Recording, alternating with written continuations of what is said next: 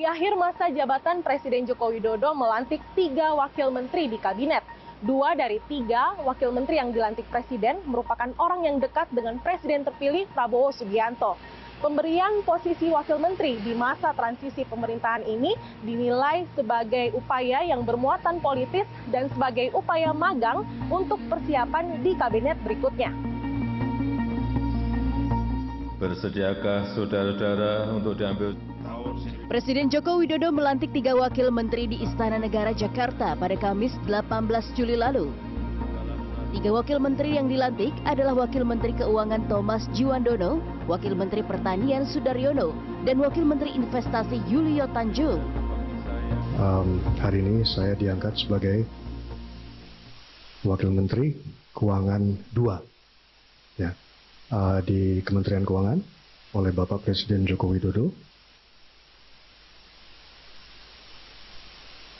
Peran ini adalah untuk menunjukkan kontinuitas dari Presiden Joko Widodo dan Presiden terpilih. Ini menjadi sebuah tugas yang tidak ringan, sebagaimana telah dicanangkan oleh Presiden Jokowi dan sudah dilaksanakan sampai dengan hari ini, dan tentunya akan terus dilanjutkan dan ditingkatkan oleh Presiden terpilih kita, Bapak Prabowo Subianto, dalam kaitannya kemandirian, ketahanan, dan kedaulatan pangan bagi bangsa kita. Pengamat politik Universitas Al-Azhar, Ujang Komarudin menilai pelantikan wamen ini adalah bentuk kesepakatan politik antara Jokowi dan Prabowo agar transisi pemerintahan berjalan mulus dan saling menguntungkan. Adapun 2 dari 3 wamen yang dilantik adalah orang dekat Prabowo, yakni Sudaryono yang merupakan mantan asisten pribadi Prabowo dan Thomas yang merupakan keponakan Prabowo. Nah, 2 wakil menteri orang dekatnya Pak Prabowo tentu ini adalah bagian daripada katakanlah ya titipan nama dari Pak Prabowo dan diakomodasi oleh Pak Jokowi.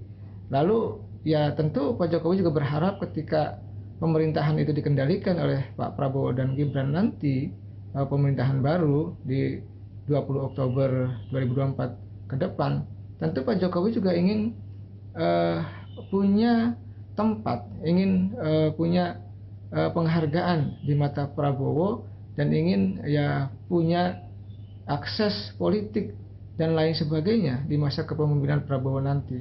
Maka ya pelantikan wamen ini menjadi titik bijak, titik tolak ya, bentuk kompromi alih kekuasaan. Poin lainnya yang menjadi sorotan adalah dengan dilantiknya Thomas, terjadi penambahan posisi Wakil Menteri Keuangan. Kini Menteri Keuangan Sri Mulyani memiliki 2 wakil, yakni Swahasil Nazara dan Thomas Djuwandono. Menteri Sekretaris Negara Pratikno menyebut tak ada aturan yang menentukan jumlah wakil menteri pada suatu kementerian. Jumlah wamen kan memang tidak ditentukan di dalam perpres kelembagaan, itu bukan hanya di Kementerian Keuangan. Dan ingat pada periode yang lalu wamen KU kan juga ada 2, Gitu. Menteri Kementerian BUMN dulu juga wamennya ada 2. Gitu. Jadi nggak ada sesuatu yang baru. 2 wamen menjadi di bawah dari Kementerian Keuangan atau Sri Mulyani, saya pikir tidak begitu penting gitu. Kenapa? Sri Mulyani adalah tokoh sosok yang sangat profesional, yang sangat produktif, tidak perlu dibantu oleh wamen itu. Sudahlah. Jadi berikan kesempatan itu, berikan kewenangan itu, berikan otoritas itu kepada Sri Mulyani.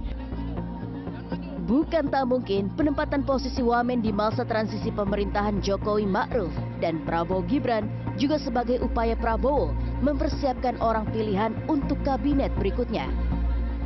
Meyakini ya kedua orang ini akan punya porsinya sendiri, akan bisa dilantik juga nanti di kabinet Prabowo Gibran dalam 5 tahun ke depan.